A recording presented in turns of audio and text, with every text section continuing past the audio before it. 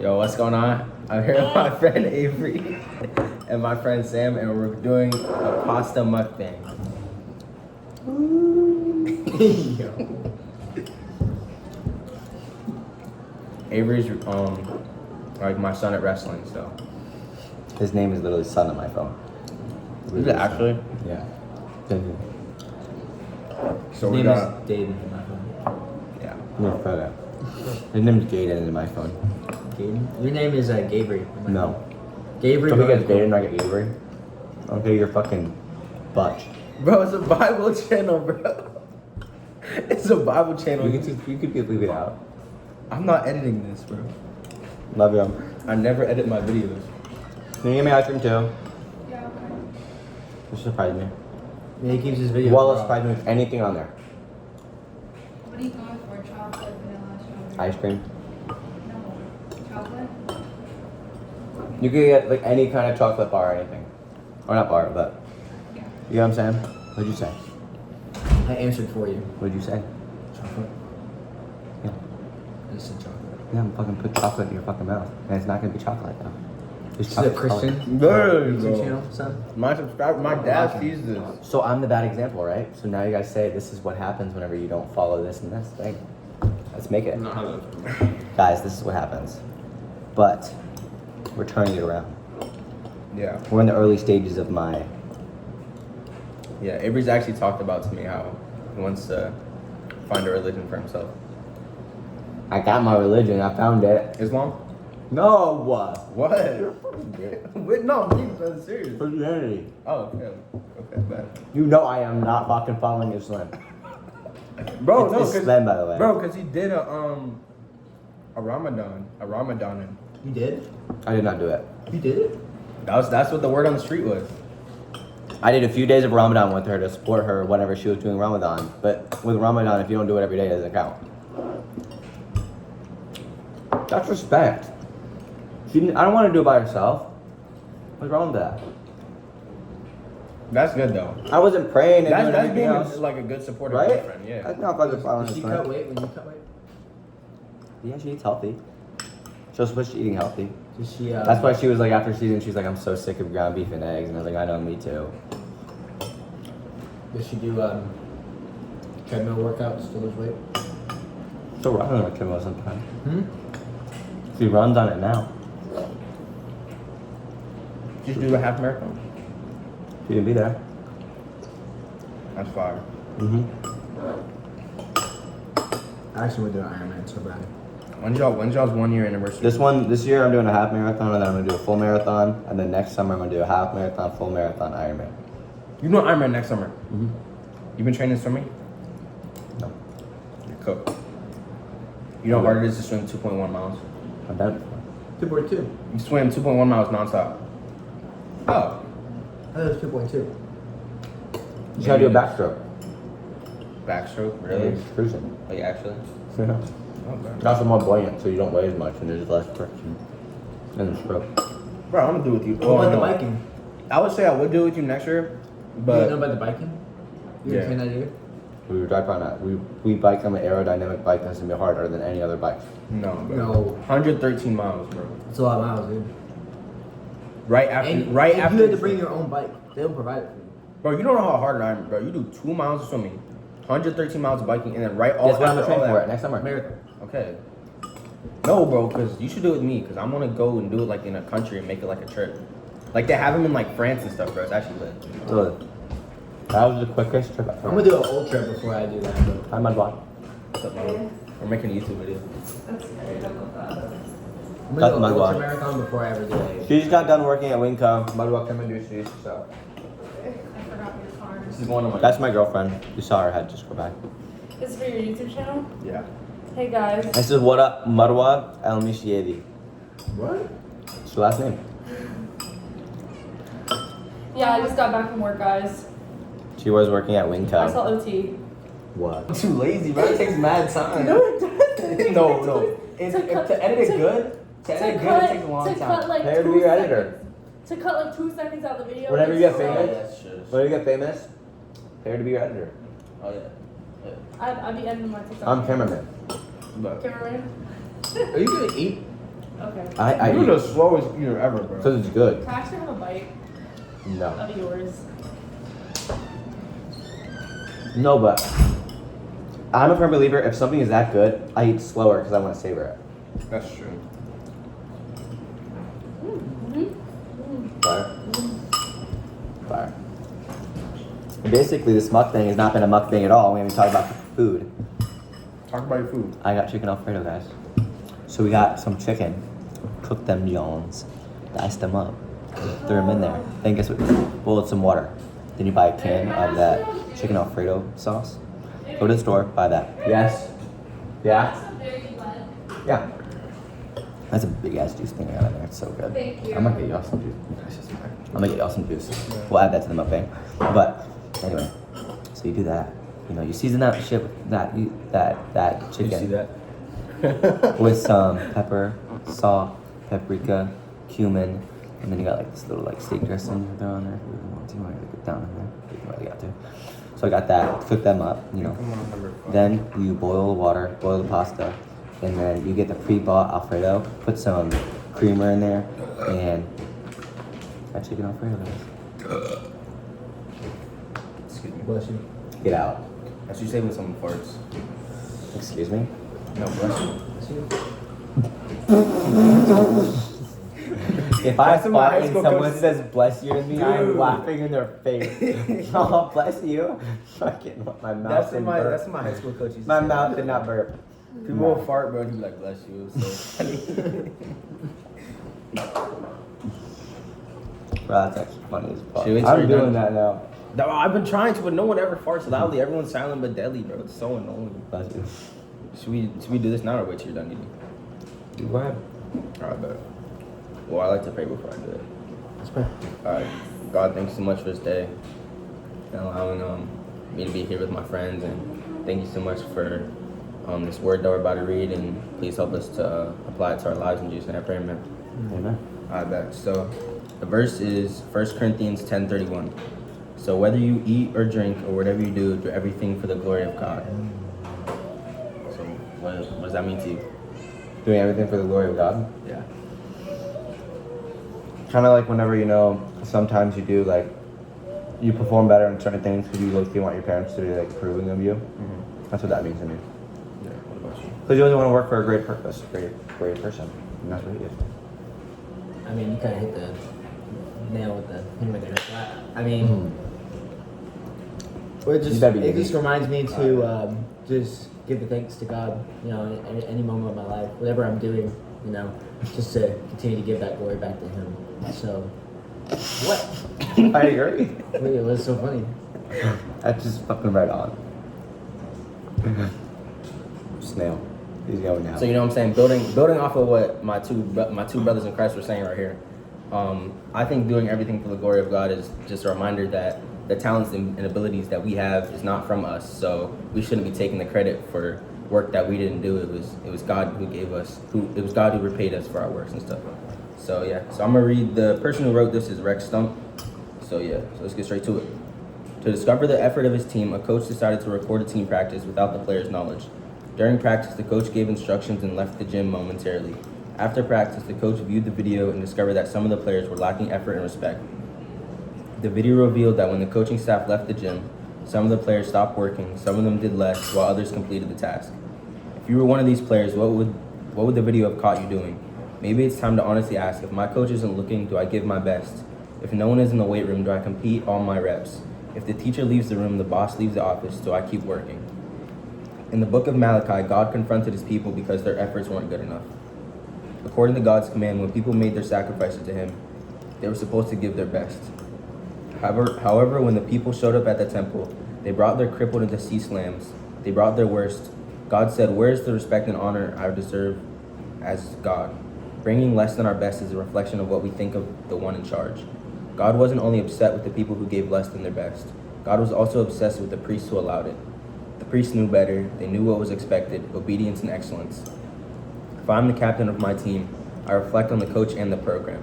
If my teammates are purposely lacking effort, it's my responsibility to honor the coach and make sure my teammates honor the coach as well. Like a disrespectful and lazy captain, these priests were not honoring God. That was their role in life. When we give God our leftover time, money, and energy, we are repeating the same sin as the people in Malachi's time. Excellence is displayed when we give our best. Excellence is about refusing to do less than we can and giving less than what we have. Excellence is giving our best, not our leftovers. So, what do you guys take away from that? You go first. Me? I was too focused on the food, right? That was good though. I mean, I like what's this guy's name? Rex Stump. Rex Stump. I like what he said about just talking about when the coach leaves the room or when, boss leaves the room, are you going to be doing the right thing when they're watching? Which makes me think about how are we doing the right thing when God's always watching us. Yeah. And so remembering that, we need to try and live life for Christ every day. Keep that armor on at all times. So that's kind of like what I think. You read something? That is so funny, bro. I agree. Yeah, I feel like the same. Like our coach has been talking a lot up to us about we're like after we've been having like lift and runs and conditioning, and he'll always like he has been telling us like we're the only ones who know how much effort we're giving, like This deep is down so true. inside. So it's up to us to make sure that we're always working. If we truly say we want to be champions and we want to like reach our goals, then it's up to us for us to like make those decisions and train to get our goals. So like I lost my train of thought, but y'all know what I'm trying to say. Like, Ours. I agree. Also, I don't know. As like a person, you want to feel like your own sense of pride, and also, I don't know. I feel like that pride is almost God because He's, inside you, making you feel like I shouldn't be doing this as your conscience. It's also God. yeah, exactly. No, I guess I don't know. Whenever I'm in a room and I'm still working, it's because I know like the pressure. I don't want to be, just someone that's mid and don't give out the best. I don't know. Alright. So there's. You got one? No, it's good. No, say what you want to say. Yeah. It kind of reminds me of, well, I don't want to mess up the story, but when, what's his face? Why am I blanking out the name? He's going out to get the Ten Commandments, and he leaves the Israelites. Moses. Yeah, Moses leaves them, and as soon as he leaves them, they're not doing what they're supposed to be doing. They're building a calf to worship. They're, worshiping false idols and doing things like that. Yeah. As soon as he walked away, that's what they started doing. So it just kind of reminds me of that.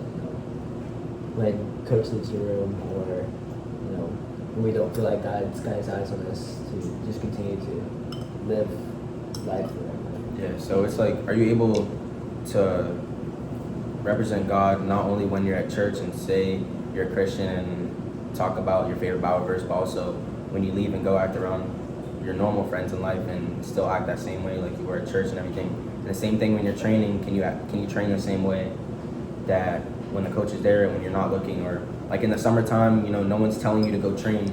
You have to go and decide to train for yourself. But bro, my shoulder. Alright, 2 questions are, am I displaying excellence by giving God my best? Would you say you are? Am I currently doing Oh, it? yeah, no, okay. Are you displaying excellence? Like, if you're giving God your best, would you say you're displaying excellence? Yeah. Yeah, I would say yeah. Okay, do I make worship a priority? I feel like I don't either. I don't. I feel like I definitely don't give, like, enough thanks to God as I should. Like, even... If I'm being honest, yeah. Yeah, like, during praise songs, I feel like I'm just there. Like, I feel like when there's, like, the worship songs on, I feel like I'm not really resonating with the songs as much as the people around me, but maybe I need to, because I don't really like to sing in church. I feel like that's not the type of person I am. But. No, I totally agree. And I don't know. This made me think about this British lit poem I'm like watching right now, where it was like this old man was watching these children, and he was like basically in the poem saying he was almost envious of them because he was like they have so much freedoms. It was a very blunt poem, but it was like they have so many freedoms both sexually and religiously. They can do anything they want with religion right now because they have so many different things that they're worried about. And whenever you're a kid and you're young and dumb, you can be honest, there's a point in time in your life where you had everything else was so much more important than God, and you really weren't thinking about God. because that's basic human nature. Like whenever like something that is more fun, you want to put your attention there whenever you're young because it's easier and it's more fun. And that's the same thing in the poem. But then he goes on to say that he's not envious anymore because as he got older, he realized that devoting to God and all of the things that he gave him was so much more worth it than, whenever he was a kid. And so sometimes people look at that and like they are envious, like when you're a kid, you're young and dumb, you don't have to worry about God. Yeah. But then you also think whenever you're older and you have all that wisdom and you're thinking about how God is great, you're kind of grateful. You're like, I don't want to be like that. I'm glad I'm old. Yeah, something I definitely realized, bro, this year is like, definitely first semester, I was trying to find life in like wrestling or girls or like food, bro. I like try to find life in everything except God. I feel like this semester, I've definitely found more like happiness and like, I feel like God's been giving me more life because I've been trying to put my life more towards Him, you know what I'm saying? That's awesome. Yeah, but. What's your take, buddy? Do I make worship a priority? I wouldn't say I'm not always consistent. One week to another, I'm not always consistent. Some months I'm doing great, some months I'm not. So I would say majority, but definitely not as consistent as I'd like to be. I feel that's being human though. There's definitely like human nature and they're naturally gonna, not be perfect all the time. No human is perfect. Only perfect the person that's perfect, Jesus. do I give my time, my money, and my gifts for God? I would say definitely like the second semester I've gotten a lot better at giving my time. Like I'm going to a lot more Bible studies consistently and making sure that I try to pray every morning and read the Bible and stuff. And my money, I do give to the church, but maybe I'm a little more stingy than I should be. Like I think about like, because God is the one who gave me this money, so I should be giving it back to Him without worrying, what if I run out? You know what I'm saying? I shouldn't have to worry about that.